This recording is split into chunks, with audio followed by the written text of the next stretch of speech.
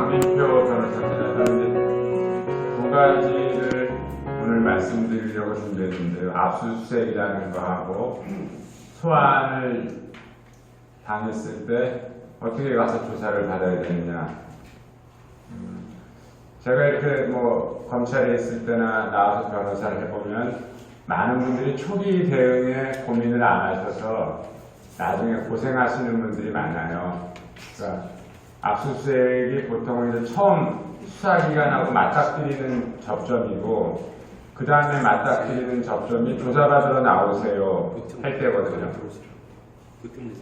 근데 이제 법률적인 조금 상식이 있으면 압수수색 단계부터 내가 어떤 혐의로 조사를 받는지, 또 소환 요청을 받을 때 무엇 때문에 나를 부르는지 준비를 하면 충분히 대응을 할 수가 있어요. 그리고 최악의 경우 구속을 피할 수 있죠. 제가 이렇게 첫 서두에 말씀드리는 건, 구속되는 사람의 대부분은 이길 수 없는 싸움을 건다. 그러니까 부인해도 안 되는 싸움을 거는 경우에 구속이 됩니다. 그러니까 거짓말을 한다고 수사기관이 판단할 때는 구속 사유를 추적하는 거예요. 그러니까 내가 잘못했으면 차라리 인정하고 나가면 그냥 불구속 재판받고 좋게 나오면 집행유예로 끝나는데, 내가 이 싸움을 이길 수 있다고 거짓말을 하면 수사기관은 거기서 그 말을 속는 게 아니라 이 사람이 거짓말을 하는구나, 증거인멸의 우려가 있구나 해서 구속을 하게 되죠. 일단 구속이 되면 판사가 혐의 사실이 대부분 인정이 됐다고 보고 영장을 발부하는 거기 때문에 유죄 가능성이 아주 높고, 법원에서 재판을 받을 때도 실형 선고 가능성이 높아집니다. 그래서 그런 부분을 염두에 두시고 좀 들으면 좋을 것 같고요.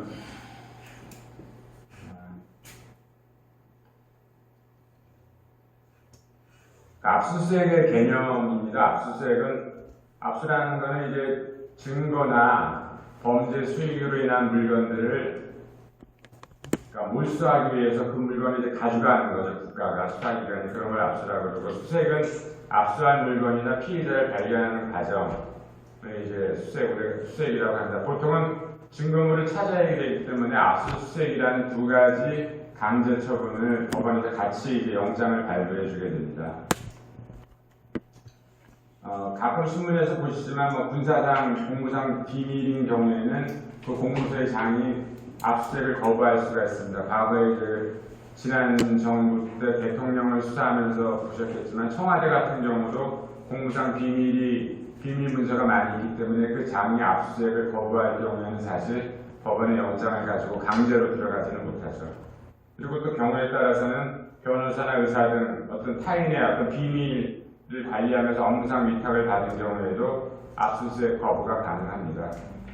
근데 다만 이 경우에는 좀 어떤 또 하나의 제한, 중대한 공익상 이런 필요가 있을 때는 또 압수수색 영장이 더 우선하죠. 그런데 그 법리적인 쟁점이 있는데, 일부 하여간 그 사업을 하시는 분들은 경우에 따라서는 압수수색을 거부할 수 있는 사유가 있는지 한번 보시는 것도 좋을 것 같습니다.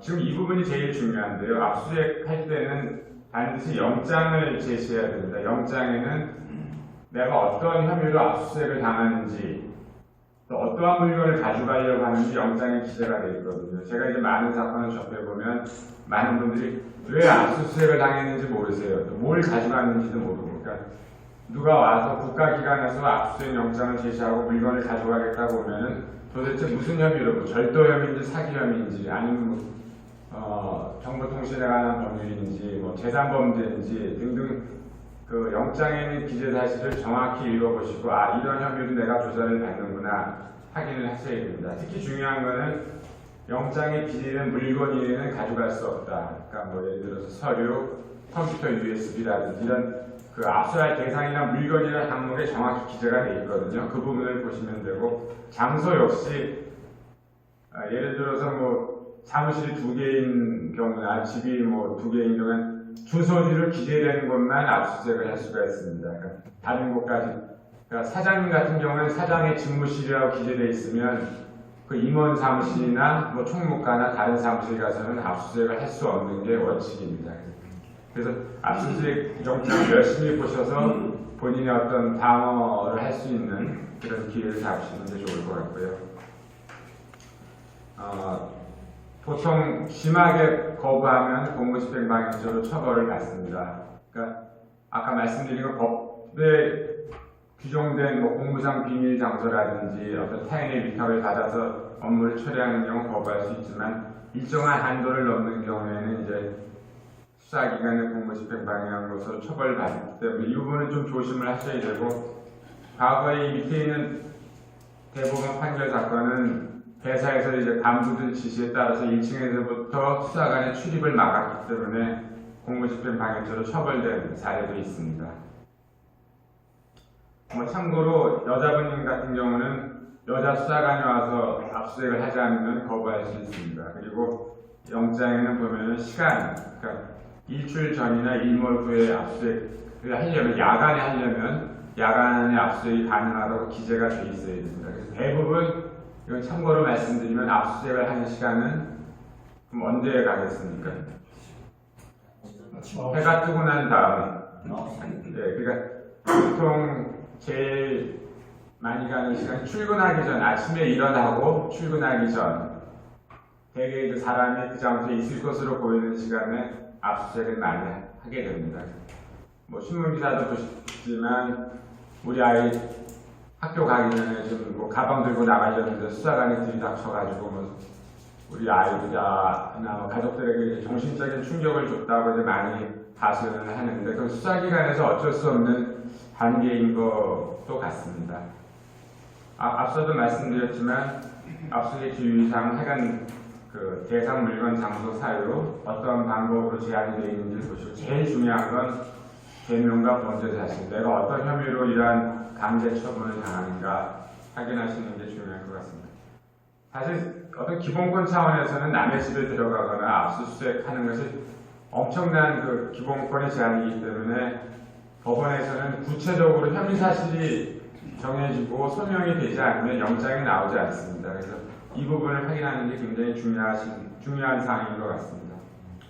그리고 압수수색 할 때는 당사자 참여한 상태에서만 하기 때문에 빈집에서 들어가서 할 수는 없습니다. 대체로 빈집인 경우에는 이제 수사관들이 그 주인이나 그 관리인한테 압수수색에 참여해달라고 요청을 하게 됩니다. 그래서 그때는 이제 그런 요청을 받으시면 이러한 제가 말씀드린 상황을 염두에 떠올리면서 이제 가서 압수수색에 참여를 해야 될 것 같습니다. 그리고 또 하나 중요한 건 압수수색을 하게 되면 목록을 주게 됩니다. 어떠한 물건을 가져갔는지. 이 물건들이 사실 기업을 하시는 분들은 장부라든지 관련 서류를 다 가져가기 때문에 영업 전체가 정지되거나 앞으로 사업을 하기 어려운 경우가 있는데, 그래서 앞에 이 아래 칸에 보시면 환부나 가환부를 말씀드리지 않습니까? 그런 부분들은 나중에 돌려받을 수 있는 리스트를 확인하기 위해서 압수수색 목록을 꼭 보호받으시고 나중에 필요하면 그 서류들을 돌려달라고 요청하실 수가 있습니다. 수사 종료 전에라도요. 2분 남았습니다. 네. 압수 목록 예시는 제가 이제 보여드렸고요. 다음에 간단하게 또 하나 준비한 게 있는데요.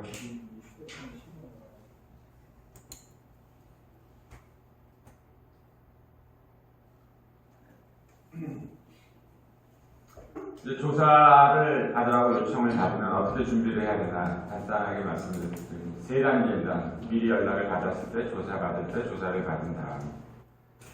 요즘은 이제 고소장을 정보공개 청구를 통해서 볼 수가 있습니다. 소환 요청을 받았을 때 해당 기관에 내가 어떠한 사실로 고소를 당했는지 고소장을 열람 또는 복사해달라고 요청할 수가 있고요. 고소 사실을 보고 관련 자료와 준비를 하면 될 것 같습니다.